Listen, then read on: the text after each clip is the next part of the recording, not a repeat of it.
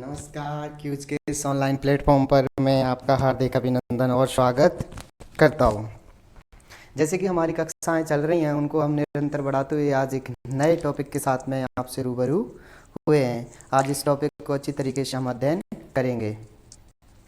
तो उम्मीद करता हूँ कि आप सभी स्वस्थ होंगे, मस्त होंगे और निरंतर अपने स्वाध्याय में व्यस्त होंगे। तो इसी श्रृंखला को हम आगे बढ़ाते हुए आज जो हमारी ज्योग्राफी की सीरीज चल रही है, उसमें हम आज एक नया टॉपिक लेकर आए हैं और इसे हम पढ़ने वाले हैं।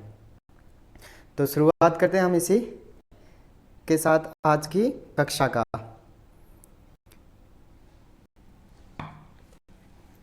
तो आज हम पढ़ने वाले हैं हमारी पवनों के बारे में। आज हम अध्ययन करेंगे पवनों के बारे में। पवनें जो कि हमारी पृथ्वी पर निरंतर दिशाओं में प्रवाहित होती रहती हैं, उन पवनों के बारे में हम आज जानेंगे। सबसे पहले आपके लिए एक मोटिवेशनल लाइन कि माँ तेरे हर पसीने की बूंद को मैं मोती सा चमकाऊंगा, माँ तेरे पसीने की हर बूंद को मैं मोती सा चमकाऊंगा, तू सपने बड़े देखना, तू सपने बड़े देखना, पूरा करके तेरा शेर शेरनी दिखलाएगा। इसी के साथ में आपका पुनः स्वागत और हार्दिक अभिनंदन है इस क्यूज के ऑनलाइन प्लेटफॉर्म पर। जैसा कि आपको वर्ल्ड ज्योग्राफी की जो सीरीज चल रही है उसी को आगे बढ़ाते हुए आज हम अपने टॉपिक है पवनें।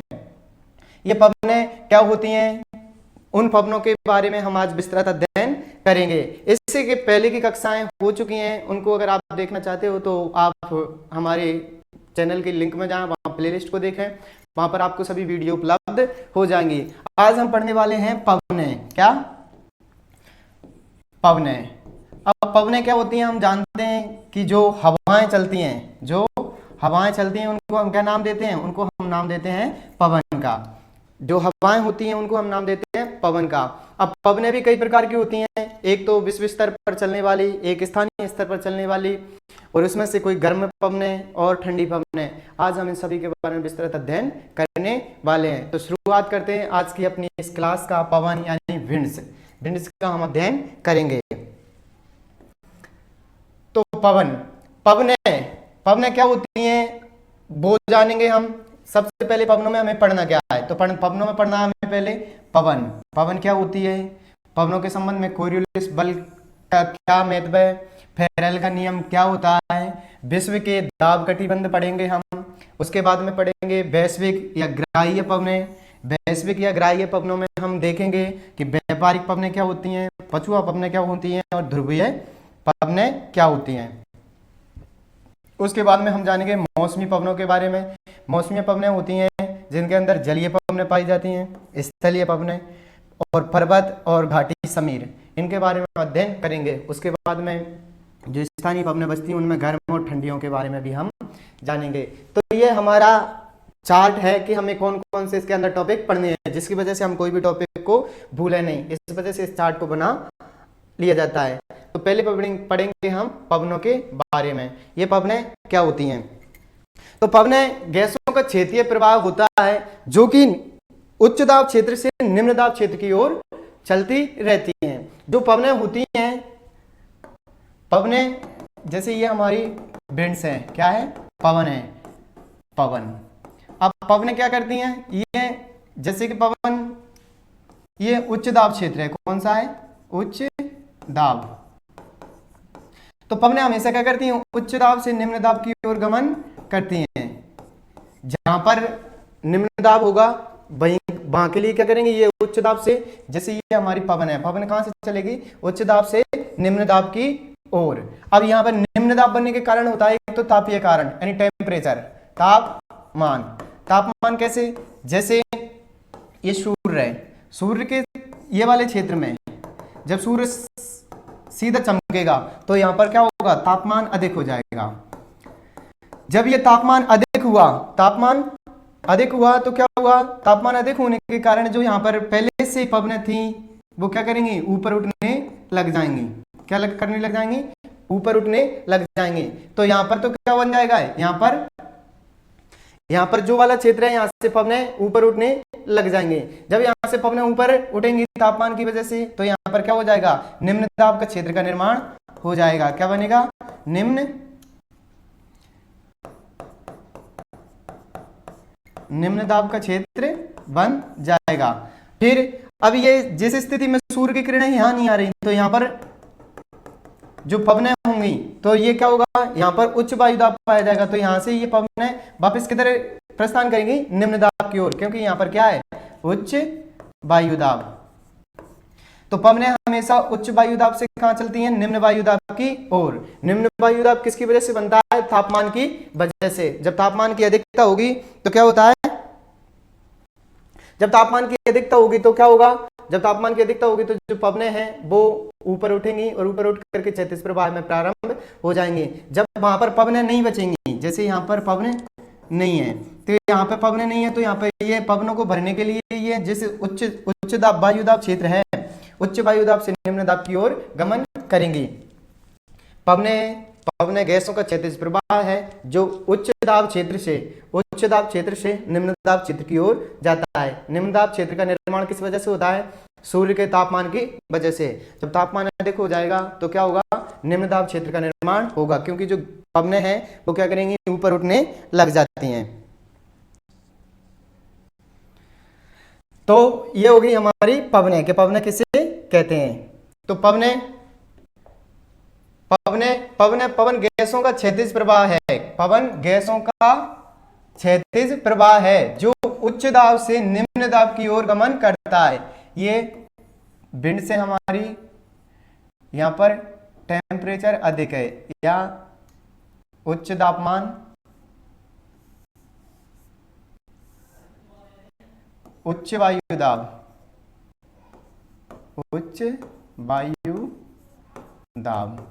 तो ये उच्च वायु दाब से किधर जाएंगे, निम्न वायु दाब की ओर। आपको बता दिया निम्न वायु दाब का निर्माण कैसे होगा। तो पवन गैसों का क्षैतिज प्रभाव है, उच्च वायु दाब से निम्न वायु दाब की ओर चलता है। उसके बाद में आप कोरियोलिस बल, ये कोरियोलिस बल होता क्या है, तो कोरियोलिस बल होता है पृथ्वी की घूर्णन गति के कारण, पृथ्वी की घूर्णन गति के कारण ये अपना अक्ष है पृथ्वी का, ये अपने अक्ष पर भी घूम रही है, और हमने पढ़ा था ये एक परिक्रमा भी कर रही है, सूर्य के चारों तरफ भी घूमती है, अपने अक्ष पर भी घूमती है और सूर्य की परिक्रमा करती है दीर्घ वृत्ताकार पथ पर। तो घूर्णन गति के कारण पवनें मूल दिशा से मुड़ जाती हैं। जैसे ये पवन आ रही थी इधर से, कोई इधर से पवन आ रही थी, तो कोरियोलिस बल के कारण ये अपनी मूल दिशा से मुड़ गई, इधर की ओर मुड़ गई या इधर की ओर मुड़ गई। तो ये क्या कहलाएगी, ये किसकी वजह से हो रहा है, पृथ्वी अपनी सतह पर घूम रही है।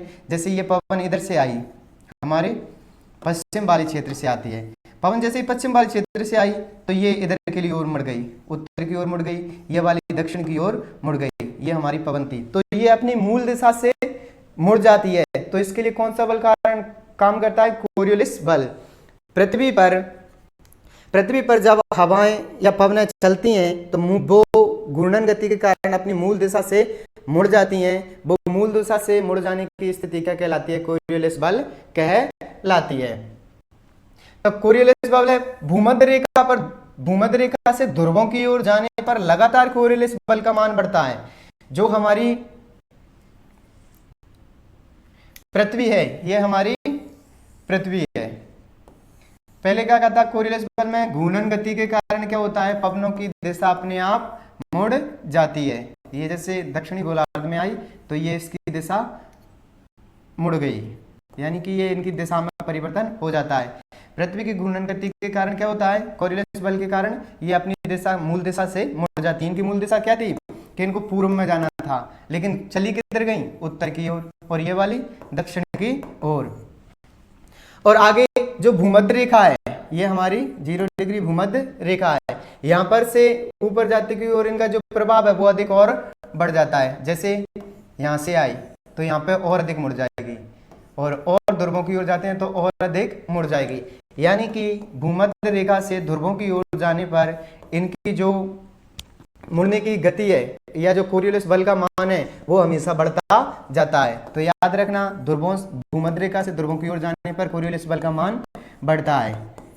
ये तो था हमारा कोरियोलिस बल। कोरियोलिस पवनों की मूल दिशा में परिवर्तन हो जाना घूर्णन गति के कारण कोरियोलिस बल कहलाता है।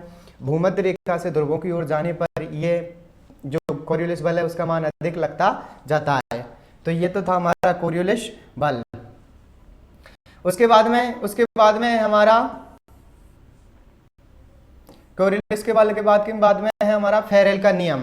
अब फेरेल का नियम क्या कहता है? तो फेरेल का नियम कहता है कि फेरेल के नियम के अनुसार कोरिलेस बल के कारण पवनें उत्तरी गोलार्ध में दाईं ओर और दक्षिणी गोलार्ध में बाईं ओर मुड़ जाती हैं। फेरेल ने क्या कहा कि जो कोरिलेस बल है उसके कारण क्या होता है, जो पवनें हैं, क्या है? पवनें। ये तो हमने जान लिया कोरियोलिस बल को अच्छी तरीके से। अब हम पढ़ने जा रहे हैं फेरेल का नियम। तो फेरेल का नियम क्या कहता है? फेरेल का नियम कहता है कि जो पवनें हैं कोरियोलिस बल के कारण तो वो मुड़ जाती हैं, लेकिन ये फेरेल का नियम कहता है कि ये उत्तरी गोलार्ध में तो किस तरफ मुड़ेंगी? उत्तरी गोलार्ध में तो मुड़ेंगी दाईं ओर। किधर मुड़ेंगी? दाईं ओर। और दक्षिणी गोलार्ध में बाईं ओर, यानी लेफ्ट और राइट। ये हमारा दक्षिणी गोलार्ध है और ये हमारा उत्तरी गोलार्ध है। उत्तरी गोलार्ध में तो दाईं ओर मुड़ जाती हैं और दक्षिणी गोलार्ध में बाईं ओर मुड़ जाती हैं वापस। ये कोई पवन चली, पवन चलने के बाद में कोरियोलिस बल की वजह से ये मुड़ेंगी। अब कोरियोलिस बल की वजह से तो मुड़ेंगी, लेकिन अब कौन से गोलार्ध में, कौन सी साइड में मुड़ेंगी? तो उत्तरी वाले में किस तरफ मुड़ेंगी? दाईं तरफ, और दक्षिणी वाले में बाईं तरफ। अब यहाँ से ये उत्तरी गोलार्ध में किस तरफ मुड़ेंगी? उत्तरी गोलार्ध में, अगर उत्तरी गोलार्ध की दृष्टि से देखा जाता है तो हमारा बाईं तरफ किससे होगा? जैसे हम अभी यहाँ पे खड़े हुए हैं तो हमारा बाईं तरफ कौन सा होगा? हमारा बाईं तरफ ऊपर होगा और दाईं तरफ नीचे होगा। तो उत्तरी गोलार्ध में किस तरफ मुड़ जाएंगी? उत्तरी गोलार्ध में ये नीचे की ओर मुड़ जाएंगी। वहीं दक्षिणी गोलार्ध में ये ऊपर की ओर मुड़ जाएंगी। पवनें कोरियोलिस बल के कारण अपनी मूल दिशा से मुड़ जाती हैं, लेकिन जो फेरेल का नियम है वो कहता है कि मुड़ती तो हैं, लेकिन उत्तरी गोलार्ध में किस तरफ मुड़ेंगी? दाईं तरफ, और दक्षिणी गोलार्ध में बाईं तरफ। कोरियोलिस बल के कारण मुड़ती हैं, लेकिन फेरेल के नियम कहता है कि उत्तरी गोलार्ध में दाईं तरफ मुड़ेंगी और दक्षिणी गोलार्ध में बाईं तरफ मुड़ेंगी। ये तो थे हमारे कोरियोलिस बल और फेरेल का नियम। ये आपको समझ में आ गया होगा।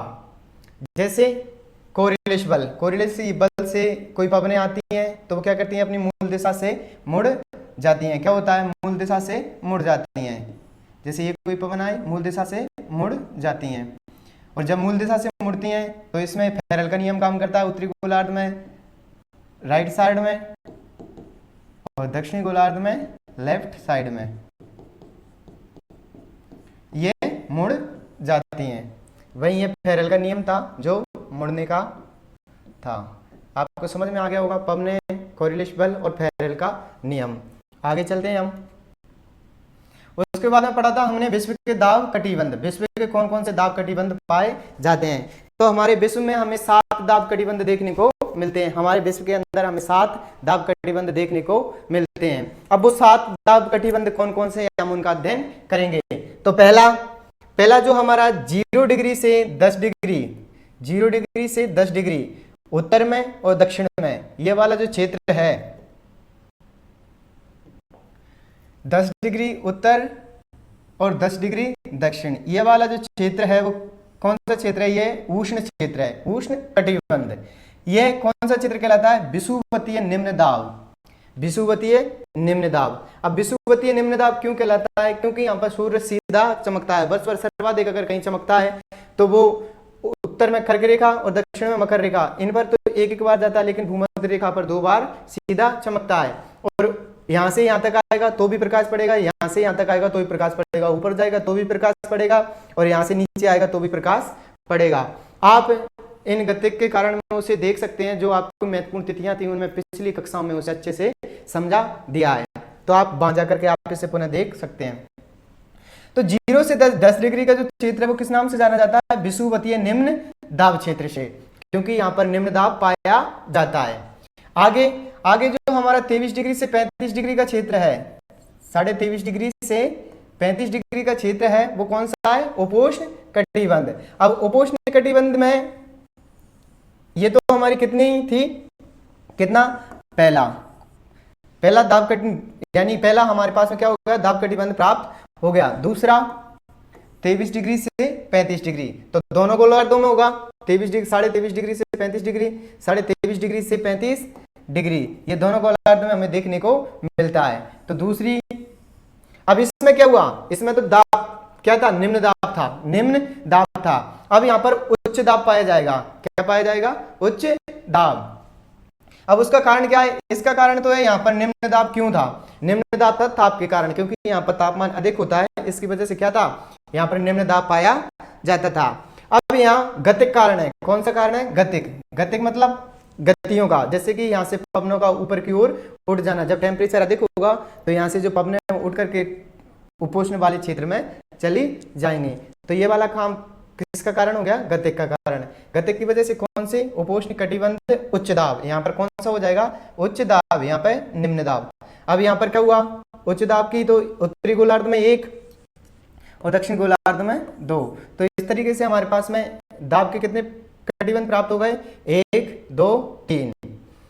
अब आगे, अब 45 से 75 डिग्री का जो क्षेत्र है, 45 डिग्री से 75 डिग्री का जो क्षेत्र है उसे अधोध्रुवीय, अधोध्रुवीय निम्न दाब क्षेत्र से जाना जाता है। किस नाम से जाना जाता है, अधोध्रुवीय निम्न दाब। ये वाला जो क्षेत्र है 75 डिग्री से,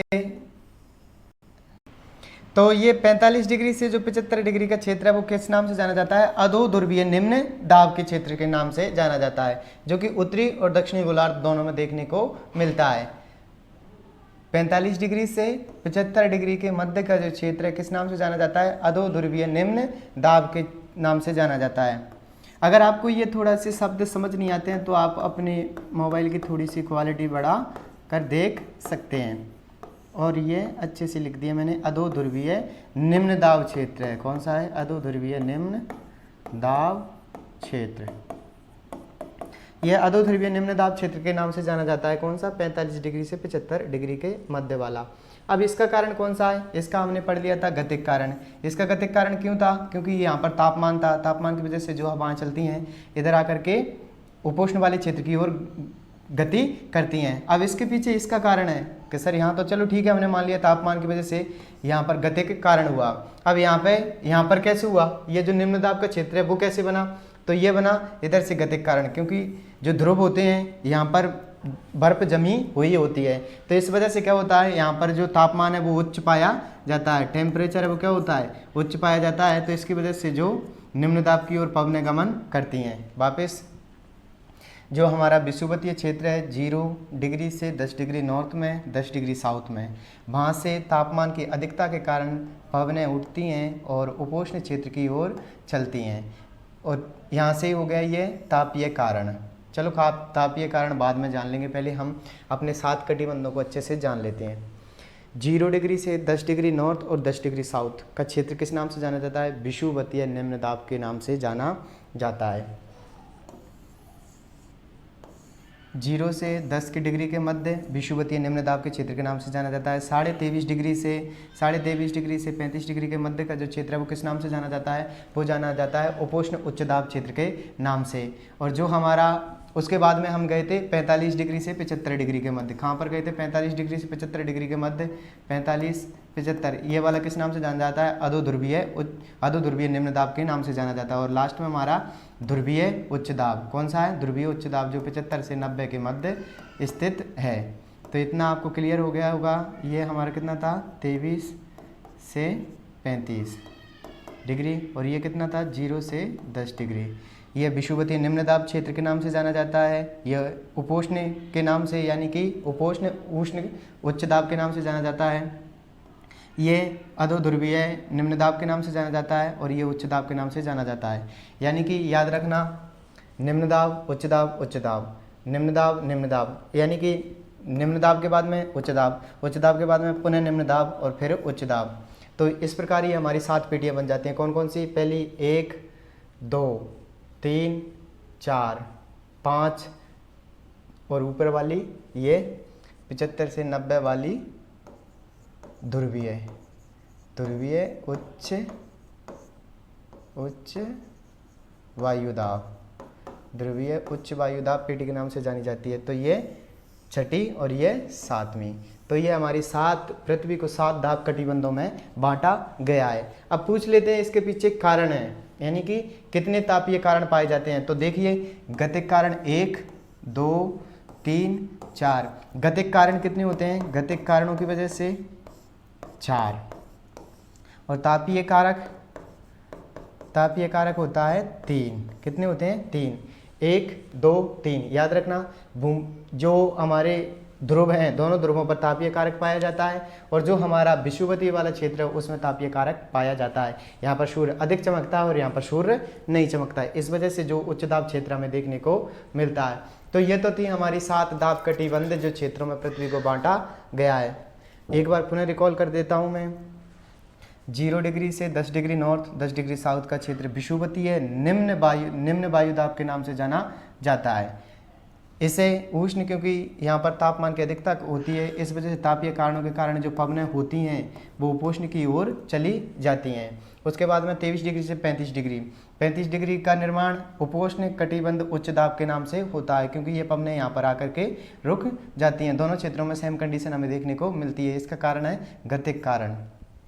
इसके बाद में हमने पढ़ा था जो 45 डिग्री से 75 डिग्री के मध्य, यानी अधो ध्रुवीय निम्न दाब।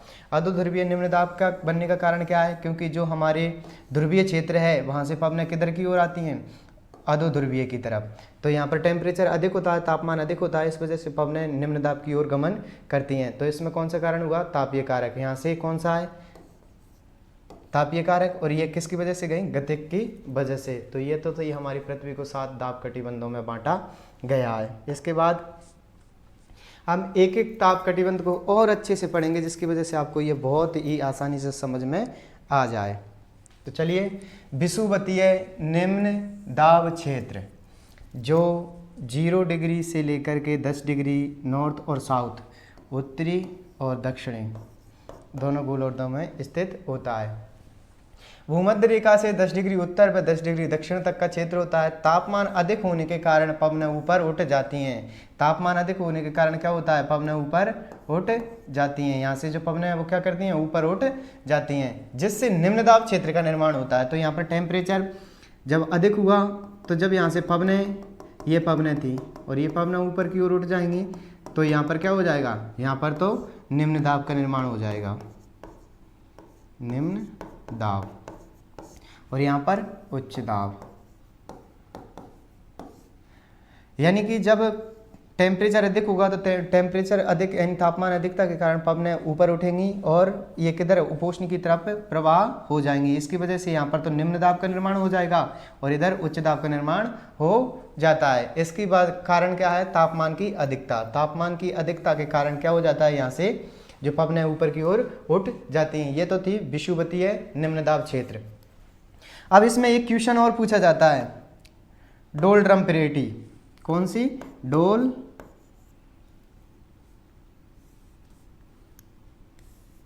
डोलड्रम पेटी। डोलड्रम पेटी। अब डोलड्रम पेटी होती क्या है? तो डोलड्रम पेटी होती है 0 डिग्री से 5 डिग्री, 0 डिग्री से 5 डिग्री नॉर्थ और साउथ दोनों गोलार्धों में जो क्षेत्र पाया जाता है उसे डोलड्रम पेटी के नाम से जाना जाता है। क्या कहा जाता है? डोलड्रम पेटी, या इसका एक और नाम है शांत क्षेत्र। क्या नाम से जाना जाता है? शांत क्षेत्र के नाम से। 0 डिग्री से 5 डिग्री नॉर्थ, 5 डिग्री साउथ, ये वाला जो क्षेत्र है वो किस नाम से जाना जाता है? वो जाना जाता है हमारे डोलड्रम पेटी के नाम से, या अन्य नाम इसका क्या है? ये शांत क्षेत्र के नाम से जाना जाता है।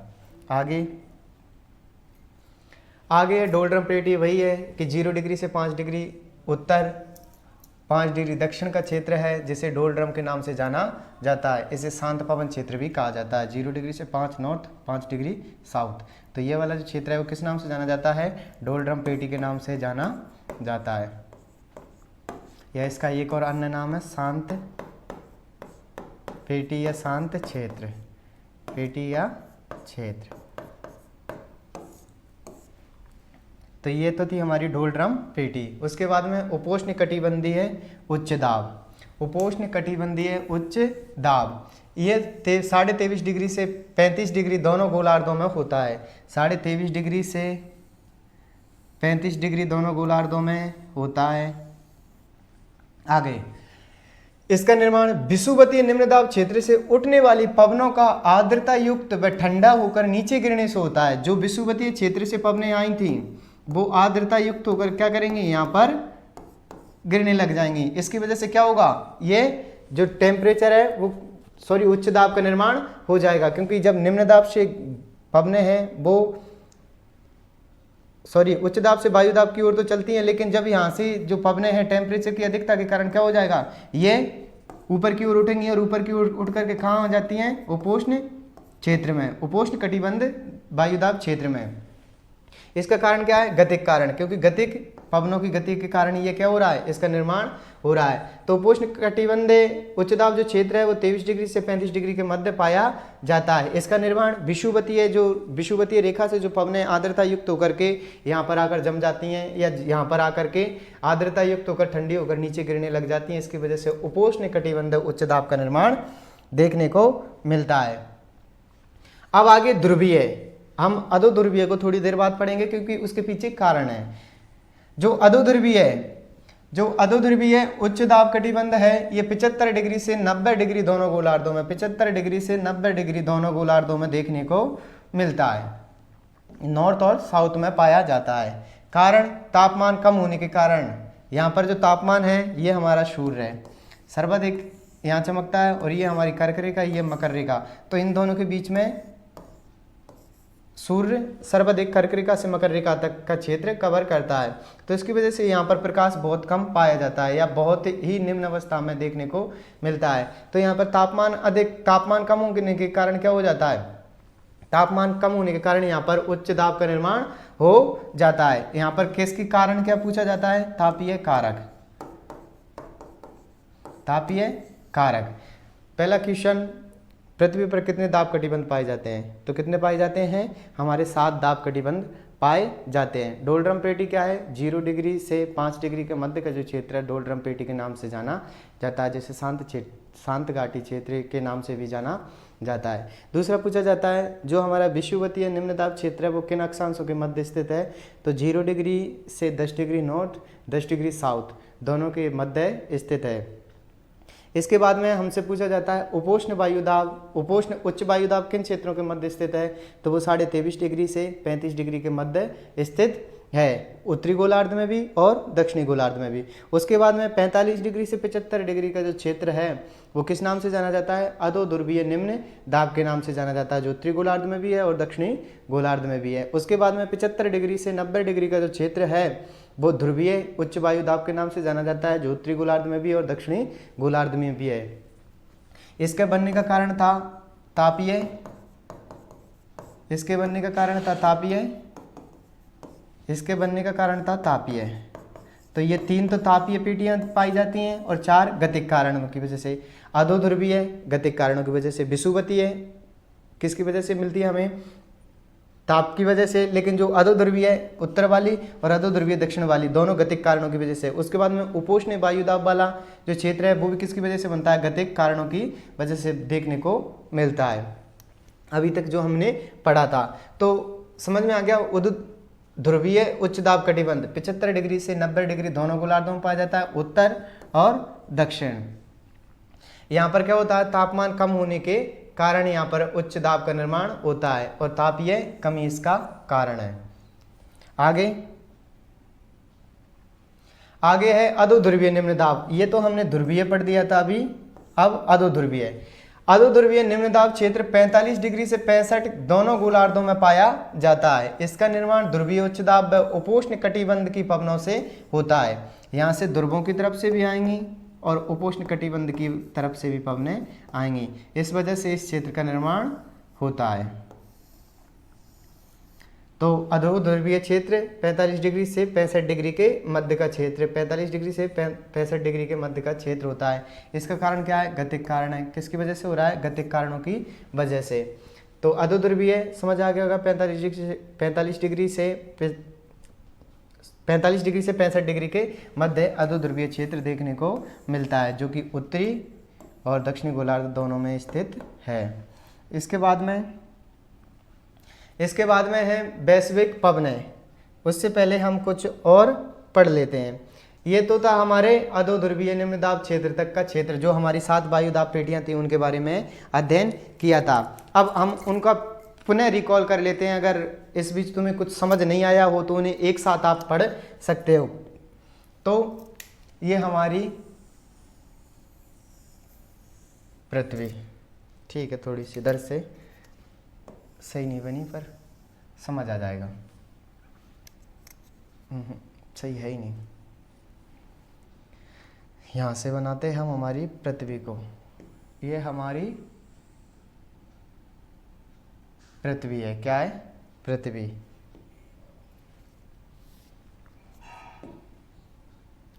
तो यहाँ पृथ्वी के बीचों बीच से भूमध्य रेखा, ये हमारी भूमध्य रेखा है 0 डिग्री। अच्छे से समझना, क्योंकि ज्योग्राफी में ये फैक्ट्स हैं वो थोड़े से समझ आसानी से नहीं आते। इस वजह से अगर तुम पूरे ध्यान के साथ देखोगे तो आसानी से समझ में आ जाएगा। तो ये 0 डिग्री से 10 डिग्री, 0 डिग्री से 10 डिग्री नॉर्थ और 10 डिग्री साउथ का ये क्षेत्र है, वो किस नाम से जाना जाता है? विषुवतीय निम्न दाब के नाम से, निम्न दाब के नाम से जाना जाता है। कितना? 0 डिग्री से 10 डिग्री नॉर्थ में और 10 डिग्री साउथ में। फिर यहाँ से हमने पढ़ा था कि जो हमारी इसके बनने के पीछे कारण क्या था। तो इसके बनने के पीछे कौन सा कारण था? तो वो था तापीय कारण, क्योंकि सूर्य यहाँ पर जो भूमध्य रेखा उस पर सर्वाधिक चमकता है। इसकी वजह से क्या बन जाता है? विषुवतीय निम्न दाब क्षेत्र। अब आगे पढ़ा था हमने 23.5 डिग्री से, ये हमारी 23.5 डिग्री रेखा है जो 35 डिग्री का क्षेत्र है। 23.5 डिग्री से 35 डिग्री का जो क्षेत्र है वो किस नाम से जाना जाता है? उपोष्ण, उपोष्ण उच्च वायु दाब, उच्च वायु दाब। ये क्षेत्र उपोष्ण उच्च वायु दाब के नाम से जाना जाता है। इधर भी वही 23.5 डिग्री से 35 डिग्री का क्षेत्र किस नाम से जाना जाएगा? उपोष्ण 23.5 डिग्री से 35 डिग्री के मध्य का क्षेत्र।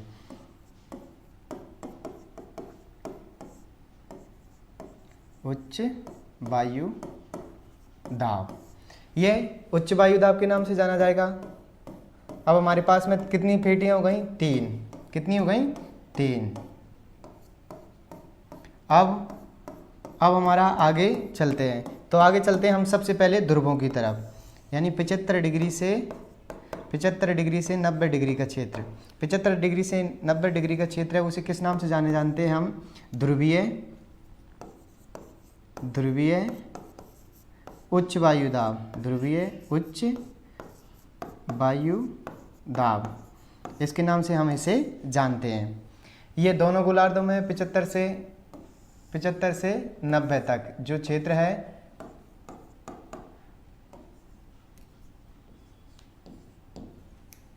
ध्रुवीय उच्च वायु दाब, इसके नाम से जाना जाता है। अब आगे हमारे पास में कितनी पेटियां हो गई? 1 2 3 4 5। अब हमारे पास में कितनी पेटियां बची हुई हैं? 2। अब 2 कौन कौन सी बची हुई हैं? यानी जो 45 डिग्री से 45 डिग्री से 65 डिग्री के मध्य, 45 डिग्री से 65 डिग्री के मध्य का जो क्षेत्र है वो किस नाम से जाना जाता है? अधो ध्रुवीय। किस नाम से जाना जाता है? अधो ध्रुवीय निम्न दाब,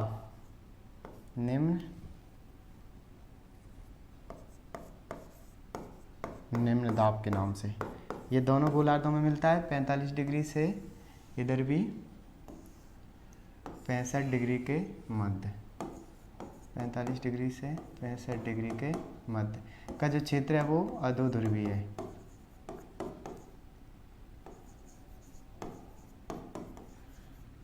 अधो ध्रुवीय निम्न दाब के नाम से जाना जाता है, निम्न दाब। तो अब यहाँ पर रखना है हमें किन किन कारणों की वजह से। तो सर्वप्रथम ये तो किसकी वजह से होगा? तापीय कारण की वजह से। ये गतिक कारणों की वजह से। किसकी वजह से? गतिक कारणों की वजह से। ये वाला गतिक कारणों की वजह से। इसके बाद में ये तापीय कारक से, तापीय कारक, इधर भी गतिक, ये गतिक और ये तापीय। किस नाम से? तापीय। ठीक है, तो ये तो थी हमारी 7 तापमान की जो वायु दाब पेटियां थी वो थी। इसमें से हमने पढ़ लिया उच्च दाब की 1, उच्च दाब की 2, उच्च दाब की 3, उच्च दाब की 4।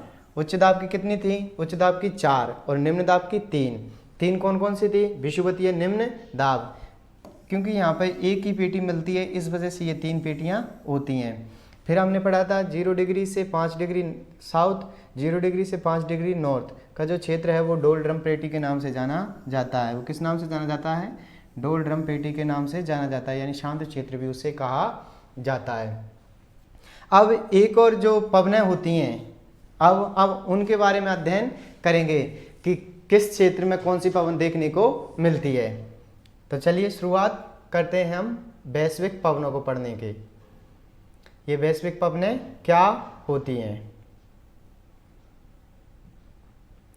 तो वैश्विक पवनें वे पवनें होती हैं जो निरंतर बिना रुके वर्ष भर चलती रहती हैं। वैश्विक पवनें क्या होती हैं? जो बिना रुके वर्ष भर चलती रहती हैं। आगे प्रवाहित होती हैं, जिनका एक निश्चित क्रम होता है। जो वैश्विक पवनें होती हैं उनका निश्चित क्रम होता है, जिस दिशा में वो बहेंगी उसी दिशा में वर्ष भर चलेंगी, इसीलिए इन्हें वैश्विक पवनों के नाम से जाना जाता है। इनको ग्राह्य पवनें भी कहा जाता है। वैश्विक पवनें 3 प्रकार की होती हैं। कौन कौन सी? व्यापारिक पवनें, पछुआ पवनें और ध्रुवीय पवनें। व्यापारिक पवनें, पछुआ पवनें और ध्रुवीय पवनें, आज हम इनके बारे में अच्छे से पढ़ेंगे। तो पहले पढ़ते हैं हम व्यापारिक पवनें। अब व्यापारिक पवनें कौन सी होती हैं या कहाँ पर चलती हैं? तो जो व्यापारिक पवनें हैं वो 0 डिग्री से लेकर के 23 डिग्री उत्तर और 23 डिग्री दक्षिण। व्यापारिक पवनें 23 डिग्री, 0 डिग्री से 23 डिग्री उत्तर और 23 डिग्री दक्षिण के जो क्षेत्र है उस क्षेत्र में क्या चलती हैं? व्यापारिक पवनें चलती हैं। व्यापारिक पवनें इस वाले क्षेत्र में, यहाँ पर क्या चलेंगी? व्यापारिक पवनें, व्यापारिक पवनें, व्यापारिक पवनें। अब व्यापारिक पवनें आती किधर से हैं? तो उपोष्ण की वजह से, क्योंकि हमने यहाँ पढ़ लिया था यहाँ पर क्या है? निम्न दाब है। क्या है? निम्न दाब। ये बस दोनों वाले क्षेत्र में क्या पाया जाता है? निम्न दाब पाया जाता है। तो निम्न दाब यहाँ पर क्या पाया जाता है? उच्च दाब। क्या पाया जाता है? उच्च दाब। ये उच्च दाब से निम्न दाब की ओर गमन करती हैं। अब यहाँ पर हम एक पहले पढ़ लिए थे कोरियोलिस बल और कौन सा? फेरेल का नियम। अब उनको हमें यहाँ पर व्यापारिक पवनों में लगाना है कि कोरियोलिस बल क्या कहता है और फेरेल का नियम क्या कहता है। तो कोरियोलिस बल के कारण को पढ़ा था कि जो पवनों की दिशा हैं वो अपनी मूल दिशा से मुड़ जाती हैं। उसके बाद फेरेल ने क्या कहा था कि उत्तरी गोलार्ध में ये बाईं ओर मुड़ेंगी और दक्षिणी गोलार्ध में दाईं ओर मुड़ेंगी। तो ये हमारा उत्तरी गोलार्ध है, ये हमारा दक्षिणी गोलार्ध है। आसानी से समझने के लिए उत्तर, दक्षिण, पूर्व और पश्चिम, ये तो क्या है? हमारी दिशाएं। अब उसने क्या कहा था? उत्तरी गोलार्ध में किस ओर मुड़ जाएगी? दाईं ओर मुड़ जाएंगे। अब ये ऊपर से आ रही हैं, जैसे अब यहाँ से पवनें गिरती हैं तो कौन सी तरफ मुड़ेंगी? दाईं ओर। कौन सा है दाईं ओर? ये वाला। तो ये किधर की ओर मुड़ जाएंगी? ये जैसे यहाँ से कोई पवन आती है, यहाँ से कोई पवन आती है तो किस ओर मुड़ जाएगी? इस ओर। तो जैसे ये पवन आई तो इस ओर मुड़ जाएगी, यानी दाईं ओर। तो यानी कि ये पवनें किस ओर चलती हैं? उत्तरी गोलार्ध में। उत्तरी गोलार्ध में व्यापारिक पवनों की दिशा वो कौन सी होती है? उत्तर पूर्व से दक्षिण पश्चिम। कौन सी होती है? दक्षिण पश्चिम। सबसे अधिक बार क्वेश्चन यही पूछा जाता है कि व्यापारिक पवनें उत्तरी गोलार्ध, तो जो उत्तरी ध्रुव था उसमें क्या दिशा थी इनकी? उत्तर पूर्व से दक्षिण पश्चिम। कैसे? ये तो था हमारा पूर्व और ये पश्चिम, ये उत्तर, ये दक्षिण। तो ये जो उत्तर पूर्व था उससे उसकी दिशा क्या हो गई? दक्षिण पश्चिम। उत्तर पूर्व से दक्षिण पश्चिम, तो यही पूछा जाता है क्वेश्चन भी कि व्यापारिक पवनें उत्तरी गोलार्ध में किस दिशा में चलती हैं, तो किस दिशा में चलती हैं, उत्तर पूर्व से दक्षिण पश्चिम। अब बात करते हैं हम दक्षिणी गोलार्ध की, किसकी, दक्षिणी गोलार्ध की। दक्षिणी गोलार्ध में वही बनाएंगे हम उत्तर, दक्षिण, पूरब और पश्चिम। अब यहाँ पर किस में चलती है, तो यहाँ पर हमने देखा दक्षिण पूर्व, तो दक्षिण पूर्व से किधर चल रही है, तो दक्षिण पूर्व चल रही है उत्तर पश्चिम की ओर। किधर चल रही है, उत्तर पश्चिम की ओर। तो अब हम लिख सकते हैं कि दक्षिणी गोलार्ध में जो व्यापारिक पवनें हैं, व्यापारिक पवनें, उनकी दिशा क्या होती है, व्यापारिक पवनों की दिशा होती है दक्षिण पूर्व से उत्तर पश्चिम, दक्षिण पूर्व से उत्तर पश्चिम, उत्तर पश्चिम। तो क्वेश्चन क्या बनेगा, व्यापारिक पवनों की उत्तरी गोलार्ध में दिशा बताइए उत्तर पूर्व से दक्षिण पश्चिम। व्यापारिक पवनों की दक्षिणी गोलार्ध में दिशा बताइए, तो दक्षिण पूर्व से उत्तर पश्चिम। कुछ नहीं, अगर आपको याद नहीं आता है तो सिर्फ सिंपल सा डायग्राम बनाना है आपको। ये भूमध्य डिग्री, ये वाला क्षेत्र, ये हमारी पृथ्वी है। जब भी व्यापारिक पवनें पूछे वो, तो भूमध्य रेखा के इधर वाला क्षेत्र। अब यहाँ पर क्या करना है, नीचे की ओर लाना है, यहाँ ऊपर की ओर। अब इनकी दिशा में याद नहीं आती है तो क्या करना है, इसको भी इस साइड में, इसको भी इस साइड में मोड़ देना है। ये वाला क्षेत्र पूर्व, ये वाला उत्तर, ये वाला दक्षिण और ये वाला पश्चिम। अब हम आसानी से दिशा बता सकते हैं, उत्तर पूर्व से दक्षिण पश्चिम। कौन सी, उत्तरी गोलार्ध में। कौन से वाले में, उत्तरी गोलार्ध में। वहीं दक्षिणी गोलार्ध में पूछता है तो दक्षिण पूर्व से किस ओर जा रही है, दक्षिण ओर से चल रही है उत्तर पूर्व की ओर, उत्तर पश्चिम की ओर, सॉरी। तो यह याद रखने का देख सकते हो आप आसानी से, ये थोड़े से डायग्राम बना करके। ये तो थी हमारी व्यापारिक पवनें। व्यापारिक पवनें हमेशा याद रखना उपोष्ण क्षेत्र से ये विषुवतीय क्षेत्र की ओर आती हैं। अब इनको हम दाईं और बाईं ओर मोड़ते हैं। उत्तरी गोलार्ध में दाईं ओर मोड़ देंगे, दक्षिणी गोलार्ध में बाईं ओर मोड़ देंगे। ये तो थी हमारी व्यापारिक पवनें। इसके बाद में हम पढ़ते हैं पछुआ पवनें। पछुआ पवनें जो 35 डिग्री से 75 डिग्री के मध्य चलती हैं, जो हमारा 35 डिग्री से 75 डिग्री का मध्य है उसमें ये चलती हैं। अब पछुआ पवनें हमने यहाँ पर पढ़ा था कि यहाँ पर क्या हो जाता है, यहाँ पर अधोध्रुवीय क्षेत्र से और निम्न ध्रुवीय क्षेत्र से पवनें गमन करती हैं। अब इधर से पवनें ऊपर की ओर जा रही हैं। कहाँ जा रही हैं, ऊपर की ओर, अधोध्रुवीय क्षेत्र की ओर, क्योंकि यहाँ पर उच्च दाब है। क्या है, उच्च दाब, और ये निम्न दाब। तो उच्च दाब से निम्न दाब की ओर गमन कर रही हैं, यानी उपोष्ण से किधर जा रही हैं, ये उपोष्ण से ध्रुवीय अधोध्रुवीयों की तरफ चल रही हैं। तो इसमें अब उत्तरी गोलार्ध और दक्षिण गोलार्ध में हमसे फिर वही पूछा जाता है क्वेश्चन, पूर्व, उत्तर और दक्षिण और पश्चिम। अब उत्तरी गोलार्ध की बात करते हैं हम, उत्तरी गोलार्ध। तो उत्तरी गोलार्ध में पहले लिखेंगे हम उत्तर, दक्षिण, पूरब और पश्चिम। अब इनकी दिशा हमें बतानी है। तो उत्तरी गोलार्ध में किधर चल रही हैं ये पवनें, तो याद रखना है हमें किस में चल रही हैं, ये दक्षिण पश्चिम से उत्तर पूर्व की ओर, दक्षिण पश्चिम से उत्तर पूर्व की ओर। कौन सी, अब इसकी दिशा बता सकते हैं हम, दक्षिण पश्चिम से उत्तर पूर्व की ओर, ये दिशा है इसकी उत्तरी गोलार्ध में। अब बात की जाती है दक्षिणी गोलार्ध में।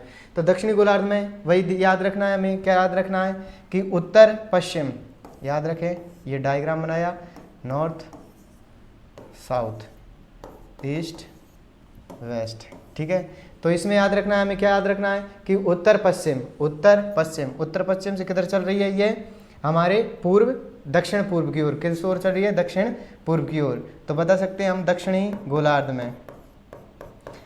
गोलार्ध में जो पछुआ पवनें हैं वो किस दिशा में चलती हैं, उत्तर पश्चिम से किस ओर में चलेंगे, दक्षिण पूर्व की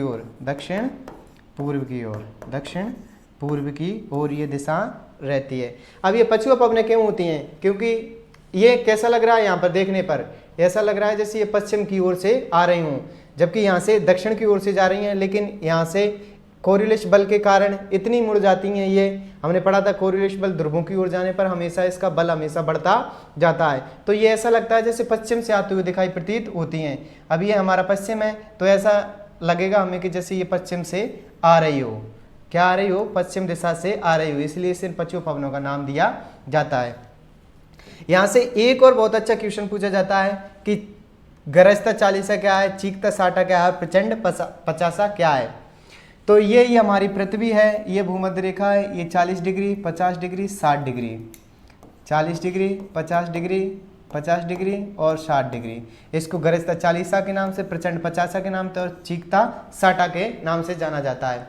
क्योंकि जो दक्षिणी गोलार्ध है उसमें जो महाद्वीप है उनका विस्तार नहीं पाया जाता, महासागर अधिक पाए जाते हैं, इसलिए जो पवन का प्रभाव है, पवन की जो दिशा है, पवन की जो गति है उसमें बहुत तेज देखने को हमें मिलती है। जबकि उत्तरी गोलार्ध में महाद्वीपों की वजह से जो पवन है उसकी जो गति है उसमें हमें कमी देखने को मिलती है। एक और याद रखना, प्रचंड 50 गरजता 40 और चीखता 60 तीनों ही दक्षिणी गोलार्ध में चलती हैं। कौन सी? 40 50 60, जो हमारी क्या है, गरजता 40 चीखता 60 और प्रचंड 50, ये तीनों जो पवनें हैं वो किस में चलती हैं? ओनली दक्षिणी गोलार्ध में। ये विशेष याद रखना, क्वेश्चन यहीं से पूछा जाता है कि गरजता 40 कौन से गोलार्ध में चलती है? तो दक्षिणी में, प्रचंड 50 दक्षिण में, चीखता 60 दक्षिण में। तो ये तो थे हमारी पछुआ पवनें। कोरिलेश बल के कारण यहाँ पर अधिक मान लगा, इस वजह से हमें क्या लगा, ये पश्चिम की ओर आते हुई हमें प्रतीत होती हैं, जैसे पश्चिम से ये आ रही हूँ। पुनः उत्तरी गोलार्ध में इनकी दिशा क्या रहेगी? दक्षिण पश्चिम से उत्तर पूर्व। उत्तरी गोलार्ध में क्या रहेगी? दक्षिण पश्चिम से उत्तर पूर्व की ओर। और वहीं अगर दक्षिणी गोलार्ध में पूछा जाता है तो पछुआ पवनों की दिशा क्या रहेगी? उत्तर पश्चिम से पूर्व दक्षिण पूर्व की ओर। किधर रहेगी? दक्षिण पूर्व की ओर। तो ये हमारे क्वेश्चन पूछे जाते हैं कि पछुआ पवनों की दिशा दक्षिणी गोलार्ध में उत्तर पश्चिम से दक्षिण पूर्व, उत्तरी गोलार्ध में पूछा जाता है तो दक्षिण पश्चिम से उत्तर पूर्व की ओर पाई जाती हैं। ये तो थी हमारी पछुआ पवनें। ये पश्चिम से आते हुए प्रतीत होती हैं क्योंकि कोरिलेश बल का मान निरंतर भूमध्य रेखा से ध्रुवों की ओर जाने पर बढ़ता जाता है। आगे एक और पवन बचती है हमारी, वो है ध्रुवीय पवनें, जो कि 75 डिग्री से 90 डिग्री के मध्य चलती है। अब इसमें क्या होता है, ये भूमध्य रेखा की ओर आती है, यानी कि ध्रुव से अधोध्रुवीय क्षेत्र की ओर गमन करती है। यह हमारा ध्रुव है, यहाँ से अधोध्रुवीय क्षेत्र की ओर गमन कर रही है। ये ध्रुव से अधोध्रुवीय की तरफ गमन कर रही है। अब इनकी दिशा पूछी जाती है, तो इनकी दिशा के संबंध में याद रखने के लिए ये हमारा पूर्व, ये हमारा उत्तर, ये हमारा पश्चिम, ये हमारा दक्षिण। याद रखने के लिए वही डायग्राम बनाएंगे, पहले उत्तरी गोलार्ध का, फिर दक्षिणी गोलार्ध का, पश्चिम। तो पहले हम जान रहे हैं उत्तरी गोलार्ध में दिशा। तो उत्तरी गोलार्ध में इसकी दिशा क्या है? उत्तर पूर्व से दक्षिण पश्चिम। क्या है?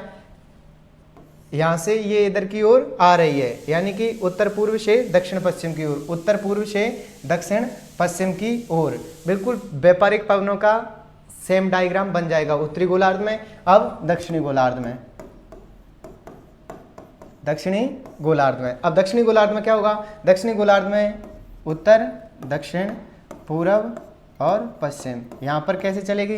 तो यहाँ पर भी वही चलेगी जो उत्तर दक्षिण पूर्व है, दक्षिण और जो पूर्व का क्षेत्र है उधर से चलेगी उत्तर पश्चिम की ओर। तो यहाँ पर कैसे चलेगी? दक्षिण पश्चिम से उत्तर पूर्व की ओर ये गमन करेंगी। ये तो थी हमारी ध्रुवीय पवनें। अब इनको हम शॉर्ट तरीके से देख लेते हैं ताकि आपको और आसानी से बेहद तरीके से समझ में आ जाए। ये हमारी पृथ्वी क्या है? पृथ्वी भूमध्य रेखा। यहाँ पर चलेंगी हमारी व्यापारिक पवनें। कौन सी वाली? व्यापारिक पवनें।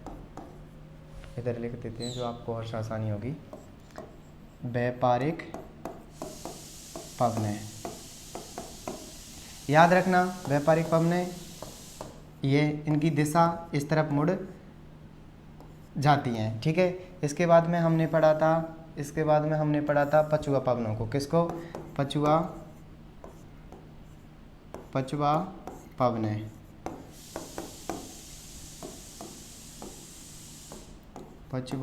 पवनें।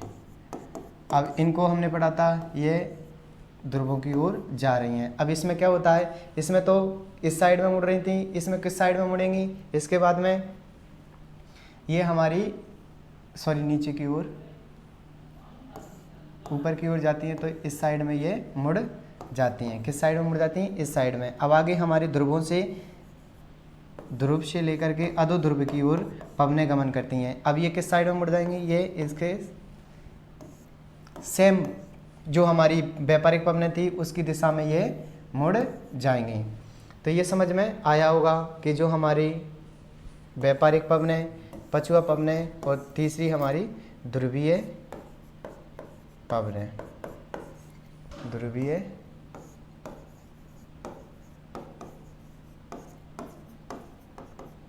ध्रुवीय पवनें।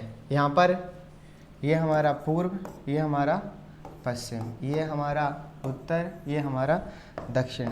इस वाले डायग्राम को बना लेना आपको। सभी की जो मुड़ने की दिशा है, उत्तरी गोलार्ध में पूछे या दक्षिणी गोलार्ध में पूछे, ये हमारी 0 डिग्री से याद रखना। ये वाला क्षेत्र है जो 0 डिग्री के ऊपर वाला, ये उत्तरी गोलार्ध के नाम से, और ये नीचे वाला जो क्षेत्र है वो दक्षिणी गोलार्ध के नाम से जाना जाता है। तो इस वाले क्षेत्र की जो ऊपर वाला उत्तरी गोलार्ध और नीचे वाला दक्षिणी गोलार्ध। अब उत्तरी गोलार्ध में कोई सी भी की पूछता है, जैसे हमसे पूछ लिया व्यापारिक पवनों की दिशा बताइए उत्तरी गोलार्ध में, तो हमारा उत्तर, दक्षिण, पूरब और पश्चिम। डायग्राम बनाया बिल्कुल आप पेपर में आसानी से, थोड़ा सा रफ कार्य जो पीछे का दिया जाता है उसमें आप आसानी से बना सकते हो। अब उसने पूछा उत्तरी गोलार्ध में व्यापारिक पवनों की दिशा बताइए। अब उत्तरी गोलार्ध में ऊपर से आ रही हैं और फेरल का नियम ये कहता है ये बाईं ओर मुड़ जाएंगी। तो ये आगे किधर से रही हैं? उत्तर पूर्व से। कहाँ से आ रही हैं? उत्तर पूर्व से। उत्तर पूर्व से किधर की ओर जाएंगी? उत्तर पूर्व से किधर की ओर जाएंगे? दक्षिण पश्चिम की ओर। किधर जाएंगी? दक्षिण पश्चिम की ओर ये आ जाएंगे। तो व्यापारिक पवनों की उत्तरी गोलार्ध में क्या हुई? उत्तर पूर्व से, उत्तर पूर्व से दक्षिण पश्चिम। उत्तरी गोलार्ध में इनकी दिशा क्या हुई? उत्तर पूर्व से दक्षिण पश्चिम। अब वहीं पूछ लेता दक्षिणी गोलार्ध में बताइए, तो दक्षिणी गोलार्ध में बताने के लिए पूर्व दक्षिण, दक्षिण पूर्व से हमारी किस ओर जा रही है? उत्तर पश्चिम की ओर। किस ओर जा रही है ये दिशा? ये दक्षिण पूर्व, दक्षिण पूर्व से किस दिशा में जा रही है? उत्तर पश्चिम में। उत्तर और पश्चिम, ये पूर्व और ये दक्षिण। तो दक्षिण पूर्व से उत्तर पश्चिम की ओर, ये तो कौन सा है? दक्षिणी गोलार्ध। किसकी थी ये स्थिति? ये स्थिति थी हमारी व्यापारिक पवनों की। उसके बाद में पछुआ पवनें, पछुआ पवनों को पूछता है तो उत्तरी गोलार्ध में, उत्तरी गोलार्ध में दक्षिण पश्चिम, ये दक्षिण पश्चिम से किधर की ओर जा रही हैं? उत्तर पूर्व की ओर। अब वहीं दक्षिणी गोलार्ध में पूछता है तो दक्षिणी गोलार्ध में पूछेगा तो फिर हमें बताना है कि जो उत्तर पूर्व से दक्षिण पूर्व की ओर आ रही हैं। उसके बाद में जो ध्रुवीय पवनें हैं, ध्रुवीय पवनें उत्तर पूर्व से किधर की ओर आ रही हैं? दक्षिण पश्चिम की तरफ। इस वाले दक्षिणी गोलार्ध में पूछता है तो दक्षिण पूर्व से उत्तर पश्चिम की तरफ ये चल रही हैं। इतना हमें याद रखना है। और याद रखने का आसान तरीका, आप इन दो पवनों को सेम तरीके से याद रख सकते हो। पहली व्यापारिक पवनें और दूसरी ध्रुवीय पवनें। ऐसा डायग्राम बना लें आप तो बिल्कुल। ये वाला जो बना रखा है, यहाँ से पवनें ऐसे की, इधर को इधर वाली लेके आए, तो यहाँ से जो व्यापारिक पवनें हैं और जो हमारी ध्रुवीय पवनें हैं, इन दोनों की दिशा सेम है। उत्तरी और दक्षिणी गोलार्ध में हमें देखने को मिलती है। यहाँ पर अधिक कोरिलेशन के कारण ये पश्चिम से आती हुई प्रतीत होती हैं, इस वजह से इन्हें पछुआ पवनों के नाम से जाना जाता है। ये ध्रुवों से आती हैं इसलिए इसे ध्रुवीय पवनें कहा जाता है। और ये जो पवनें होती हैं व्यापार के लिए सर्वश्रेष्ठ होती हैं, इस वजह से इन्हें व्यापारिक पवनों के नाम से जाना जाता है। एक और जो अक्षांश है महत्वपूर्ण, वो है 30 से 35 डिग्री का अक्षांश। कौन सा? 30 से 35 डिग्री के अक्षांश। इसे अश्व अक्षांश के नाम से जाना जाता है। कभी पूछ ले कि अश्व अक्षांश कौन सा होता है, तो वो होता है 30 डिग्री से 35 डिग्री के अक्षांश। इसके बाद में हमने बोला था 40 डिग्री, 50 डिग्री और 60 डिग्री। 60 डिग्री चीकता साठा, चीकता साठा, प्रचंड पचासा, प्रचंड पचासा। 50 ऐसे तो नाम याद आ जाएगा, बस ये रखना, चीकता साठा, प्रचंड पचासा और गरजता 40। गरजता 40। बस ये याद रखना। ये सभी तीनों जो पवनें हैं वो किस में चलती हैं? दक्षिणी गोलार्ध में। उत्तरी गोलार्ध में ये नहीं चलती। और जो दक्षिणी गोलार्ध है उसमें हमें पवनों की क्या दिशा भी तेज देखने को मिलती है। उनकी गति क्या होती है, तेज देखने को मिलती है, क्योंकि इसमें क्या पाया जाता है, इसमें महासागरों का विस्तार है जब, और महाद्वीपों का विस्तार नहीं पाया जाता, इस वजह से इनकी दिशा में हमें गति देखने को मिलती है।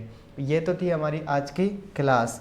उम्मीद करता हूँ कि आपको ये अच्छे से समझ में आई होगी। अगर कोई भी चीज़ समझ नहीं आती तो आप उन्हें वीडियो को थोड़ा सा बैक ले जा करके उसे पुनः समझने की कोशिश करें। ये थोड़ा सा डिफ़िकल्ट सा टॉपिक है, क्योंकि इनकी दिशा में हम खुद कंफ्यूज हो जाते हैं। तो नॉर्मल सी स्वाभाविक सी बात है कि अगर थोड़ा बहुत कन्फ्यूज़न भी होता है तो आप उसको पुनः देख सकते हैं, क्योंकि हमें भी इसमें कन्फ्यूज़न पैदा हो जाती है दिशाओं के निर्धारण में। तो उम्मीद करता हूँ कि आपको ये वीडियो पसंद आएगी। इसे लाइक करें, चैनल को सब्सक्राइब करें और इसे अपने मित्रों तक शेयर करें। तो आज तो हमारा इतना ही, क्योंकि थोड़ा सा समय अधिक हो गया, इस वजह से जो बाकी का बचा हुआ टॉपिक है जिसमें हमारी मौसमी पवनें, स्थानीय पवनें, जलीय, स्थलीय और समीर घाटी पवनें हैं, उनका अध्ययन हम कल की क्लास में करेंगे। आज के लिए सिर्फ इतना ही। जय हिंद, जय भारत।